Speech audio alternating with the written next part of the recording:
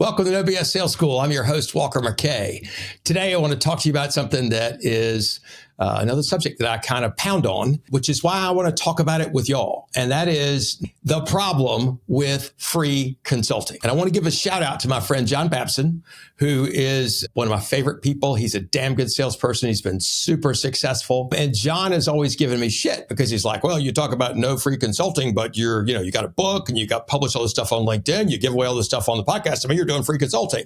So there's a difference between marketing and free consulting. What's the difference? Marketing is general information.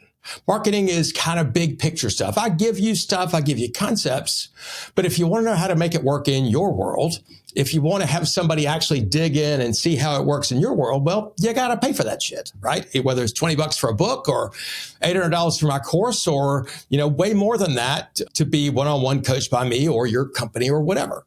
So, or you individually. So in a group. So yes, I give away information because I want people to understand. Well, here's the thing. I'm trying to attract those people to me who have similar ideas and mindsets or who resonate with those.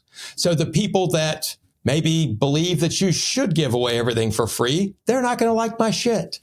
They're going to hate it, right? They're not going to listen. That's freaking awesome. I don't want them to listen.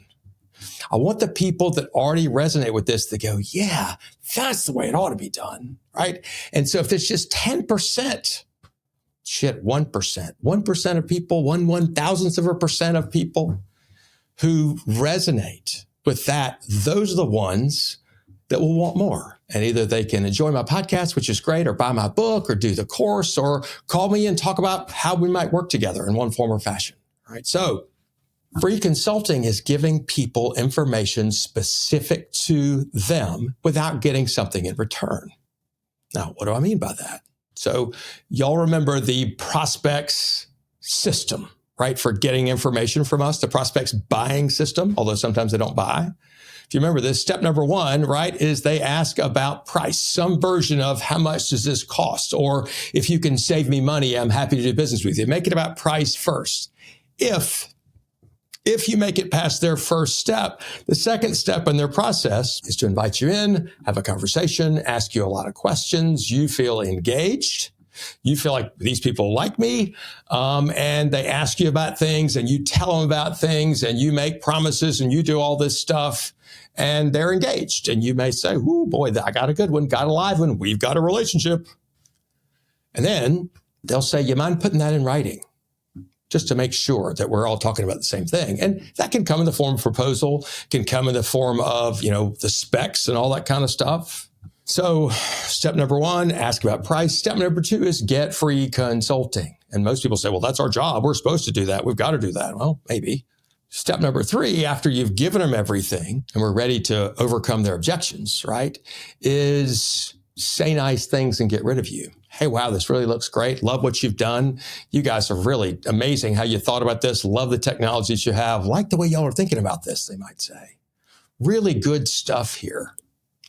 Why don't you do this? Why don't you call, I get my partner's out of town, or I need to sleep on this, or waiting on some other people to talk to us about this too. How about call me back in 2 weeks? All right. Say nice things and get rid of you. They're not giving you objections at that point. They're just getting rid of you. And then they got your information. You think they know anybody else who does what you do? You're damn right they do. Maybe somebody that says they do what you do. Maybe they're already working with somebody that says they do what you do. And they'll hand your proposal to them and say, hey, XYZ company just came by. They had some great ideas. Can you do this? And then chances are they'll lie about the price that you quoted. And what do you think the other guys, the incumbent says, or the other person they called? Oh, hell yeah, we can do this, even if they can't. And they certainly can't do it at the price that your prospect has told them, right? Because the prospect's trying to beat you up. And the last thing to do, we need to go in this too far, but is to disappear. We call them back just like we're supposed to, and they ignore our calls, give us unlimited access to voicemail, right? So does that help build the relationships we're looking for? I would tell you the answer is probably not. Not the kind I'm looking for, healthy business relationships. One way we can differentiate ourselves from our competitors is to not give away our shit for free. You're like, oh, but everybody does this for free. What kind of things are we giving away for free?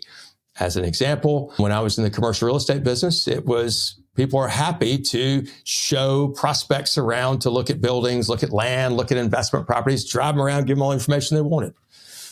Tell them about pricing, do analysis, all that kind of stuff, free. If you are selling insurance or something, that means that you go to market for them, give them all their things. Here it is. What do you want to do?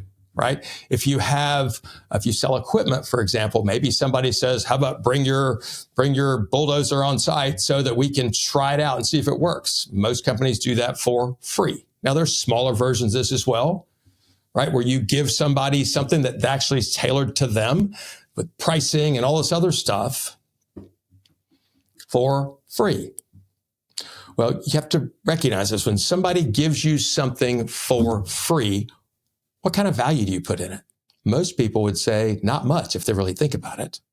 I mean, just think about the ads you get in the mail, right? How many of those things do you really take any time and look at? I mean, they freaking go right in the trash, right? Or the bullshit trinkets and trash that somebody might give you, the koozies and the other stuff. Do you really pay attention and read that stuff? Or do you say, wow, these guys are great, they gave me this? I mean, generally not.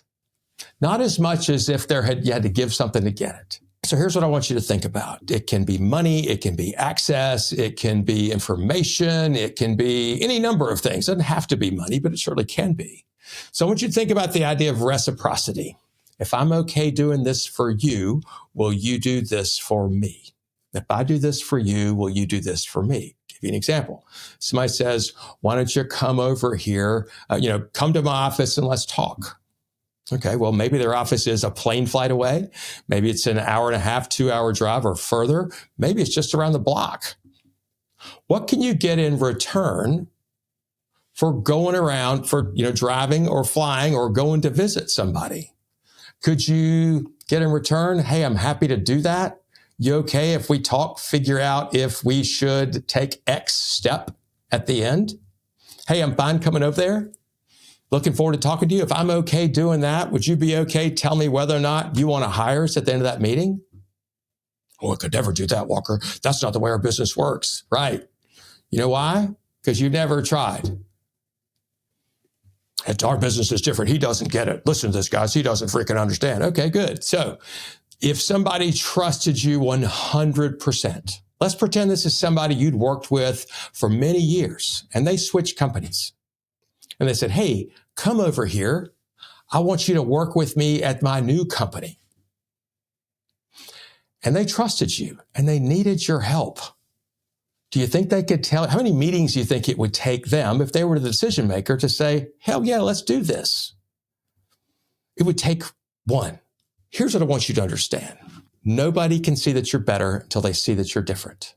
If you're going to give something, get something in return. This is how life works. If you're going to give something, get something in return. Don't assume that people are just going to take this and use it for good. Now, again, I don't think many of our prospects have evil intent, but if we don't tell them what we want in return, they're not going to guess. I think the reason that a lot of times our sales cycles go on longer than they have to is we're afraid to say, hey, if I do this for you, will you do this for me? If I go get you pricing, would you be okay? Tell me whether or not you want to buy. If I put this together for you and bring it over, will you have the right people in the room so we can make a decision? How about we talk for 15 minutes on the phone and then you decide whether or not you want to have a meeting? Get something in return. Give something, get something. Doing shit for free will not pay off. It's not a winning strategy. Maybe you're being nice, but you're not being kind to yourself or to your prospect because they can't see you're different. They can't differentiate you by your product because they can't see it, touch it, feel it, really understand it until after they bought. They can't see how great your service is till after they bought. Don't give that shit away for free. If somebody's not serious, they won't want to pay for it or they won't do what you want. And then you could recognize, hey, this is a meeting I need to rush. I'm Walker McKay with No BS Sales. Want to learn more? Hey, John Babson, thanks for buying my book. See, we stopped free consulting there. Go to Amazon. Some will, some won't. So what? Who's next? Order a copy. Leave me a review. Thank you very much.